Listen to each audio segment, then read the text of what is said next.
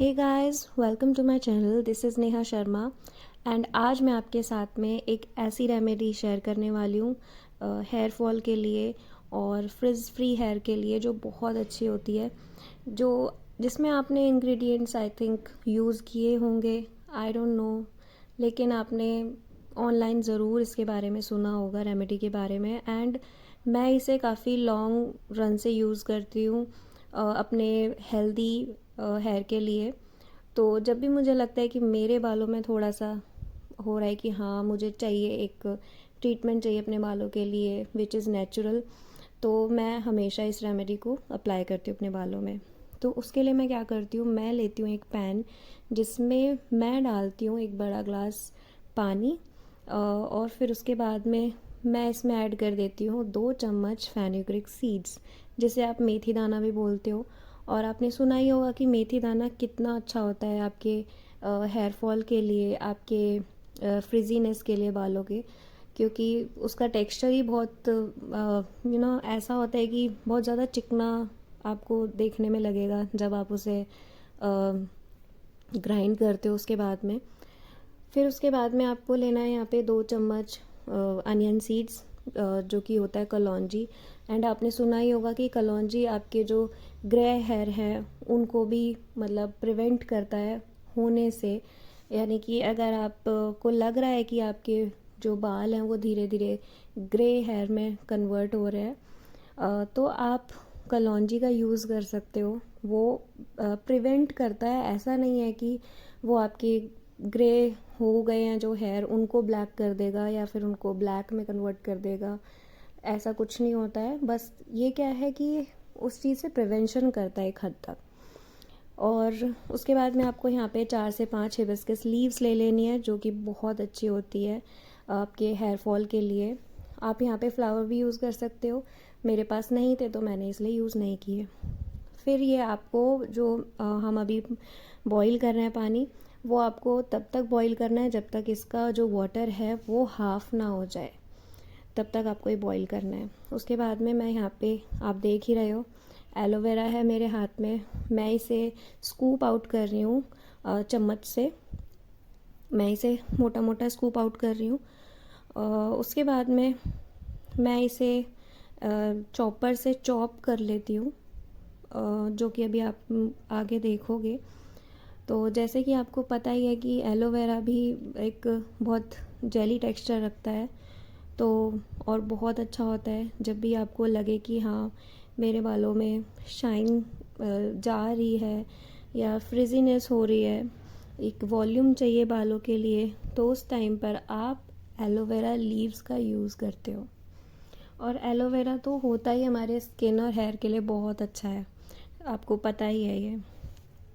तो मैं ये हमेशा अपनी हेयर फॉल के लिए या फिर फ्रिजीनेस के लिए हमेशा एलोवेरा अपने मास्क में ज़रूर ऐड करती हूँ, क्योंकि ये हम सबके घर पे इजीली अवेलेबल होता है। ये नहीं है कि आपको मार्केट जाना पड़ेगा इसके लिए, उसके बाद ये आपके पास अवेलेबल होगा। हर किसी के घर में आजकल एलोवेरा प्लांट इजीली मिल जाता है, तो ऐसे ही मेरे घर में है, तो मैं हमेशा इसे यूज़ करती हूँ अपने हेयर के लिए।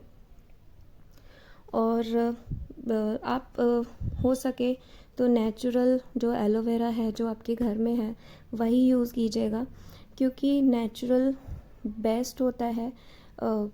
कभी भी आपको यूज़ करना है तो आप अपना घर का जो प्लांट है उससे लीव्स लीजिए, वो आप यूज़ कीजिए। वो एक अलग चीज़ है कि आपको मार्केट से लाना पड़ रहा है, लेकिन अगर आपके पास घर में अवेलेबल है तो प्लीज़ आप उसके लिए इसी को यूज़ करना। तो यहाँ पे मैंने स्कूप आउट कर लिया है सारा जो जूस है एलोवेरा का उसके लीव से। अब मैं यहाँ पे क्या करूँगी, इसे चॉप कर लूँगी चॉपर में। अब ये बहुत इजीली चॉप हो जाता है चॉपर में, एक जूसी वे में कन्वर्ट हो जाता है आराम से। तो मैं यहाँ पे इसे चॉप कर लेती हूँ।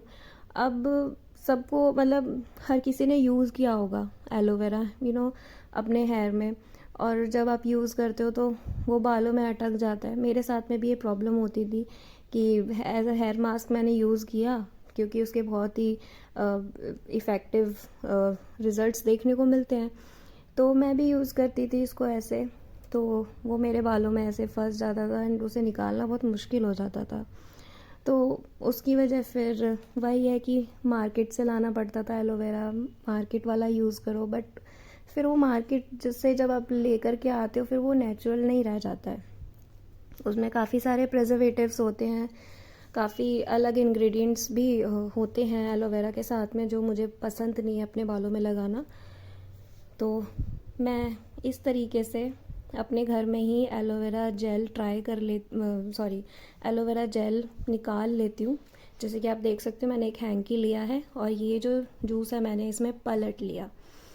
इसके बाद में आपको इसे स्क्वीज़ करना है, एक बोल लेना है, उसमें स्क्वीज़ कर लोगे और फिर इसमें आपको कोई भी ऐसे लम्प्स देखने को नहीं मिलेंगे जो आपके हेयर में अटक जाएं या फिर निकलने में दिक्कत दे। तो आपको आपके पास में एक एलोवेरा जूस होगा जो बिल्कुल लम्प फ्री होगा, जो आप इजीली अपने हेयर में यूज़ कर सकते हो बिना इसके कि हाँ ये बालों में बाद में अटक जाता है, निकलेगा कैसे। तो आप बिना सोचे समझे आप ये ट्राई करो, आपको बहुत ही अच्छा रिज़ल्ट देगा। तो इस तरीके से मैं एलोवेरा जूस निकालती हूँ। बाकी चीज़ों के लिए भी मैं यही करती हूँ। इसी सेम हैंकी को, कोई भी आपके पास में पुराना हैंकी पड़ा हो आप यूज़ कर लेना इसके लिए। सेम जो भी आगे मुझे अब मैं पेस्ट वगैरह जो भी बनाऊँगी वो इसी से ही मैं स्क्वीज़ करूँगी हैंकी से, और इससे बहुत अच्छे से निकल के आ जाता है पेस्ट। और जो भी मतलब एज अ हेयर मास्क ही वो आपका तैयार हो जाता है, जैसे मार्केट में मिलते हैं ना बिल्कुल। उसमें फिर आपको ये करने की ज़रूरत नहीं होती कि हाँ भाई बहुत ज़्यादा लम्प्स दिख रहे हैं, इधर उधर चिपक रहा है, इस टाइप से नहीं दिखता है। तो यहाँ पे आप देख रहे हो कि मैंने एक बनाना लिया है। बनाना भी बहुत ही अच्छा होता है हेयर मास्क की तरह, जब आप इसे यूज़ करोगे फ्रिजीनेस के लिए बहुत अच्छा होता है बनाना। तो यहाँ पे मैंने ये गलती की है कि मैंने बनाना को यहाँ पे चॉप किया है। आपको यहाँ पे चॉप नहीं करना बनाना को, क्योंकि हमें यहाँ पे एक पेस्ट चाहिए बनाना का। तो यहाँ पे सिर्फ बनाना चॉप ही हो पाया था अच्छे से। फिर मैंने ये ट्राई किया, मैंने सोचा कि चलो चॉप ही कर लेती हूँ, लेकिन वो हो नहीं पाया, पेस्ट नहीं कन्वर्ट हो पाया उसका।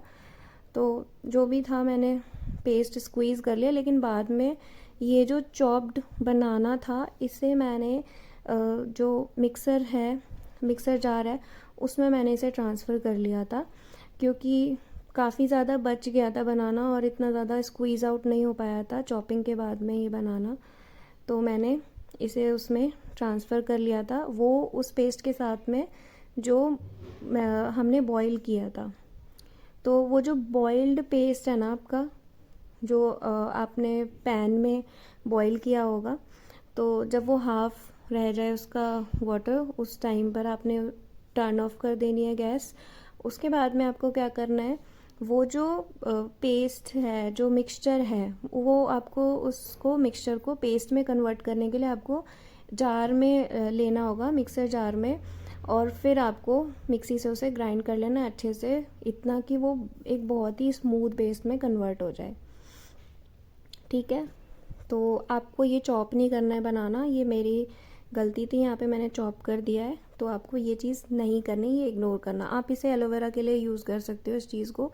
मैं एलोवेरा चॉपर में ही मतलब चॉप करके और हैंकी से स्क्वीज़ आउट करती हूँ। मैं उसे मिक्सर ग्राइंडर में नहीं करती, क्योंकि वो इतने अच्छे से हो नहीं पाता है। मेरे पास में बड़ा जार है तो वो थोड़ा जूस होता है, थोड़ा सा जेली होता है, तो वो अच्छे से मतलब लम्प फ्री नहीं हो पाता है उसमें। तो और वो टेक्सचर भी उसका ऐसा हो जाता है बिल्कुल वाटरी मिक्सर में। तो इसीलिए मैं चॉपर में मुझे ज़्यादा अच्छा लगता है करना। इसका जो टेक्सचर है वो भी कन्वर्ट नहीं होता है ज़्यादा चॉपर में करने से, और मेरे पास एलोवेरा जेल भी आ जाता है। तो एलोवेरा जेल को हो सके तो आप चॉपर में ही चॉप करके उसे स्क्वीज़ आउट करना, लेकिन बाकी जो भी आपके पास इंग्रेडिएंट है वो आप जार में डालकर मिक्सी में पीसना उसे अच्छे से, पेस्ट बनाना उसका स्मूथ, जैसे कि आप देख सकते हो जैसे मैंने बनाया है। और बस आपको ये सेम हैंकी में इसे पलट लेना है इस पेस्ट को, और फिर आपको इसे अच्छे से स्क्वीज़ कर लेना है, जितना हो सके, जितना आपसे हो सके इसे स्क्वीज़ आउट कर लो। ठीक है, पूरा नहीं हो पाता है कि बिल्कुल ही स्क्वीज़ आउट हो जाए ये सारा ही पेस्ट, क्योंकि जो भी पार्टिकल्स जो भी प्रेजेंट होते हैं वो इसमें रह जाते हैं हैंकी में, वो फिर आपके बालों में स्टक नहीं होते हैं, फिर वो आपको परेशानी नहीं होती अपने सर को धोते टाइम पे कि ये कैसे निकलेगा, कब निकलेगा, इस टाइप से आपको कोई परेशानी नहीं होती। तो देखो जैसे इसमें मैं स्क्वीज़ कर रही हूँ ना इस पेस्ट को, आपको इसी टाइप से स्क्वीज़ करना है, और मतलब जो भी इसमें है पेस्ट, स्मूथ पेस्ट जो भी है वो बाहर आ जाएगा आराम से। स्ट्रेनर से मत करना, क्योंकि उससे भी इतना अच्छे से नहीं हो पाता है, मैंने करके देखा हुआ है। थोड़े बहुत पार्टिकल्स स्ट्रेन आउट हो ही जाते हैं अगर आप छन्नी यूज़ करके स्ट्रेन करते हो तो उसके लिए आपको, मुझे मतलब बेस्ट ये लगता है, मैं आपको भी सेम यही सजेस्ट कर रही हूँ कि आप भी सेम हैंकी का यूज़ करना, और सारे जो इंग्रेडिएंट्स हैं अपने वो इसी से ही स्क्वीज़ आउट करके निकालना, तो आपको बिल्कुल एक स्मूथ आपको मास्क मिलेगा अपने बालों में लगाने के लिए। ओके, तो अब उसके बाद में हमें क्या करना है, हमें सिर्फ इसे बहुत अच्छे से मिक्स कर लेना है। ओके, तो अभी मैं निकाल ही रही हूँ इसे मास्क को। तो जैसे कि आप देख सकते हो I am already done with the process. Okay, अभी इसमें एक दो इंग्रेडिएंट और बचे हैं जो कि आपको डालने हैं यहाँ पे, और वो दो इंग्रेडिएंट भी बहुत अच्छे हैं, वो भी मैं हमेशा ही अपने हेयर मास्क में ऐड करती हूँ, लाइक हनी, कोकोनट ऑयल। तो ये आपको एक फ्रिज फ्री हेयर देते हैं, हनी भी आपके बालों के लिए बहुत अच्छा होता है।